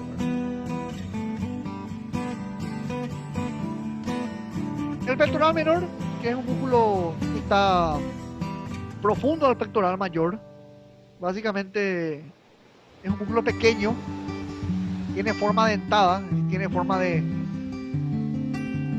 es un músculo que tiene varias fibras inferiores, un músculo en forma de dientes de sierra también, ¿verdad?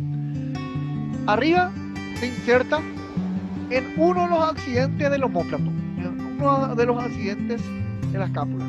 ¿Cuál accidente? El accidente que está hacia adelante. ¿A qué me refiero?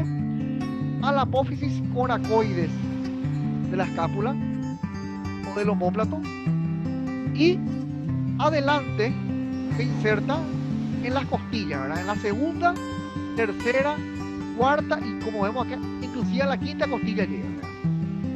Se inserta de la segunda a la quinta costilla, y atrás se inserta en la apófisis coracoides de la escápula o del omóplato.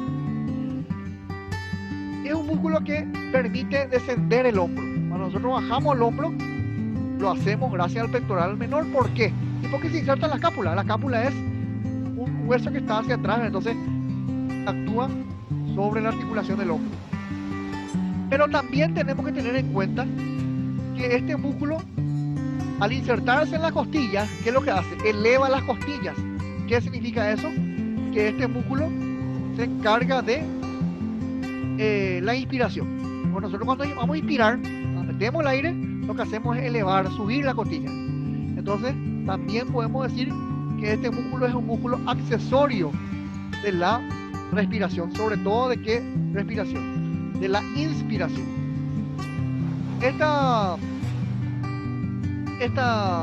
Este músculo está vascularizado por la arteria tóraco-acromial. Sin embargo, está inervado por el nervio pectoral medial, que es una de las ramas colaterales del plexo braquial. Músculo serrato anterior, se llama serrato anterior o serrato mayor, ¿verdad? Porque hay otro músculo que se llama serrato menor o posterior, ¿verdad? Eso no vamos a hablar acá, pero lo que vamos a hablar acá es del serrato mayor o serrato anterior. Se llama serrato porque tiene forma de dientes de sierra, tiene forma dentada y está en la parte lateral del tórax, ¿verdad? Aquí vemos justamente a ambos lados, ¿verdad? Un músculo par. Se inserta en las costillas, en la cara interna de las primeras 8 costillas, ¿verdad? Primera, segunda, tercera, cuarta, quinta, sexta, séptima, octava costilla. Eso es hacia adelante, pero hacia atrás tiene inserciones en el borde interno de la escápula. Recordemos que la escápula o omóplato tiene 3 bordes, ¿verdad? Un hueso triangular, tiene un borde superior, un borde lateral y un borde interno. En el borde interno, ahí es donde se inserta atrás el serrato anterior. También este músculo es otro músculo accesorio de la respiración. ¿Qué parte de la respiración? La misma que ayudaba al pectoral menor. Es decir, es un músculo accesorio de la inspiración. Ayuda también al diafragma, le ayuda también a poder inspirar. Si tenemos varios colaboradores del diafragma, los músculos escalenos que ya hemos mencionado en el cuello, el músculo pectoral menor y el músculo serrato anterior. Estos son los músculos accesorios de la inspiración. Tenemos también un músculo en el abdomen, ¿verdad? Eso no vamos a hablar ahora porque no vamos a hablar de los músculos abdominales. Se llama recto anterior del abdomen, ¿verdad? Que también son músculos accesorios, pero en ese caso de la expiración. Bueno, y la vascularización, inervación, en este caso, la vascularización depende de unas arterias llamadas torácica lateral y la inervación sencillamente depende de un nervio llamado nervio torácico respiratorio o de Bell, ¿verdad? Y tiene ese nombre. Nervio torácico largo también se llama ese nervio, o nervio respiratorio de Bell, ¿verdad? Y la arteria ya dijimos que es la arteria torácica lateral la que vasculariza a este músculo. El músculo subclavio es un músculo pequeño, chiquitito, ¿verdad? No tiene, digamos, una gran función. La única función que se conoce, hasta hace poco era desconocida, pero se cree que ayuda a bajar el hombro, ¿verdad? Cuando uno hace un movimiento de indiferencia, ¿verdad? Famoso, ¿qué me importa, ¿verdad? Y baja el hombro, es generalmente ese músculo el que actúa en esa acción, ¿verdad? Este es un músculo que está localizado entre la clavícula y la primera costilla. Es decir, es pequeño, está digamos en el primer espacio, en este lugar, ¿verdad? En el primer espacio entre la clavícula y la primera costilla. Esos son sus lugares de inserción. Y también está inervado por el paquete vasculonervioso subclavio, por la arteria subclavia y por el nervio subclavio, que es una de las ramas del plexo braquial. Vamos a hablar rápidamente de los músculos intercostales ahora, antes de llegar al diafragma. Los músculos intercostales se dividen en tres capas. La capa superficial, formado por dos músculos, uno es el intercostal externo, otro es el supracostal. La capa media que corresponde a los músculos intercostales internos. La capa interna que corresponde a los infracostales, a los intercostales profundos y al triangular del esternón, ¿verdad? A esos tres músculos. El diafragma es un músculo que está fuera de los intercostales. Estos músculos intercostales son todos músculos accesorios de la respiración, sobre todo el externo y el interno. El intercostal externo es un músculo que participa como ayuda en la inspiración, y el intercostal interno participa como ayuda en la expiración, ¿verdad? Por eso hay una mnemotecnia que dice la I en la E en la I, ¿verdad? El interno es expiratorio y el externo es inspiratorio, ¿verdad? ¿Cómo ayuda, verdad? Porque sabemos que el diafragma es el principal músculo de la inspiración. Y por último vamos a terminar hablando del diafragma, ¿verdad? El diafragma es el principal músculo respiratorio, sobre todo participa en la inspiración, ¿verdad? Porque la expiración, como sabemos, es un movimiento pasivo, no requiere de tanto esfuerzo, aunque el único músculo que participa en la expiración es el intercostal interno y los músculos abdominales, ¿verdad? Sobre todo el recto anterior del abdomen. Pero el principal músculo respiratorio es el diafragma. Tiene varios lugares de inserción que vamos a ver ahora. Tiene forma de carpa, forma de bóveda, forma de tienda de campaña también se le dice. Y corresponde al límite inferior del tórax. Es el límite entre el tórax y el abdomen. ¿Dónde se inserta el diafragma? Se inserta en la parte inferior del esternón, el apéndice sifoides del esternón, como vemos acá, en la puntita del esternón. Esa es su inserción external. Tiene inserciones en los cartílagos costales, como estamos viendo acá. Estos son las costillas y estos son sus cartílagos costales. Esta es la inserción costal. Y atrás tiene inserciones en las últimas vértebras torácicas y en las vértebras lumbares. Esa es su inserción lumbar. Entonces tiene tres porciones entonces el esternón. Una porción external, una porción costal y una porción lumbar. Hacia atrás, ¿verdad? Hacia adelante en el esternón, hacia los costados, hacia la parte lateral, en la costilla, sobre todo en el cartílago costal, y hacia atrás en las vértebras lumbares. Estas tres porciones se reúnen y forman un centro llamado centro frénico, que generalmente está debajo del corazón. Ahí hay un tendón central que voy a mostrar enseguida, se llama centro frénico. ¿Qué es el centro frénico? El lugar de unión de las tres porciones, esternal, costal y lumbar. Está inervado por algunos nervios intercostales, pero el nervio más importante que da inervación a este músculo diafragma es el nervio frénico. Hay dos nervios frénicos, ¿verdad? Los dos terminan inervando al músculo diafragmático. Los nervios frénicos son nervios que se forman gracias a la unión de las raíces cervicales C3, C4 y C5. Esos tres nervios cervicales se reúnen y forman el nervio frénico, ¿verdad? Y los dos nervios frénicos, a derecha e izquierda, terminan inervando al diafragma. Y la arteria que vasculariza son las arterias frénicas. Las arterias frénicas son ramas de la aorta. Son ramas directas de la arteria aorta. Hay que tener en cuenta que una parálisis del nervio frénico o una lesión de la arteria frénica puede generar la muerte, ¿verdad? Por un paro respiratorio. Ya dijimos, forma de carpa, ¿verdad? Como vemos acá. Forma de gorro también me parece, ¿verdad? Me parece una forma de gorro, ¿verdad? Y las tres porciones que ya hemos mencionado. Acá vemos las porciones nuevamente. Esta es la porción,